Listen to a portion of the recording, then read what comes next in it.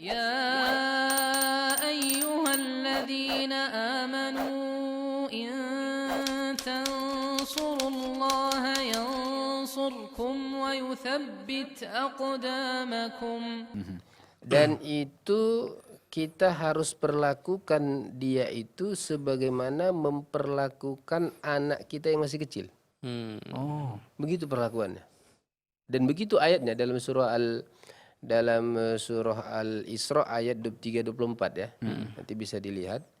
Dan itu khusus kan, wa imma yablughanna indakal kibara ahaduhuma aw kilahuma fala taqul lahumā uffi wa la tanharhuma wa qul lahumā qawlan karima wakhfid lahumā janahadz dzulli minar rahmah wa qur rabbirhamhuma kama rabbayani shaghira.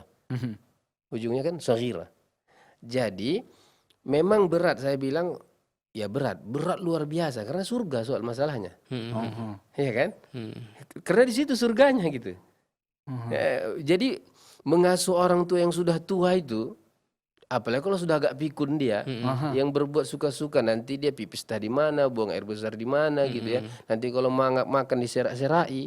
Nah, cara terbaik berbuat baik kepada orang tua seperti itu, anggap dia seperti anak bayi, anak kecil. Anak bayi itu kan dari usia dari usia lahir sampai usia 2 tahun ya. Atau 3 tahun, 4 tahun, balita lah kita bilang. Anggap dia seperti bayi yang kalau kita misalnya anak-anak yang usia 1 tahun 2 tahun, bagaimana kita perlakukan? Apa kita bentak kan enggak kan? Enggak. Ya karena dia gimana ya? Belum bisa memilih antara baik dan benar dia kan. Nah, seperti itulah yang muamalah kita itu, dan itu bahasa Quran seperti itu. Dan jangan dibentak, apalagi kalau dia sudah agak peka gitu ya. Kalau kita ngomong pelan kan nggak dengar. Caranya kenapa? Diangkat dengan suaranya kan? Itu durhaka. Makanya ngomong samanya dekat. Nah gitu.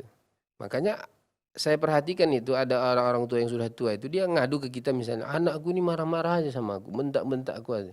Saya bilang, karena ibu nggak dengar.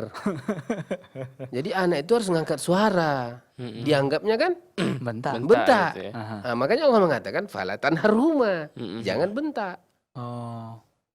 Nah, berarti kalau dia sudah nggak dengar ya dekat ngomongnya gitu. Atau dibantu dengan isyarat. Nah, dibantu dengan bahasa isyarat gitu.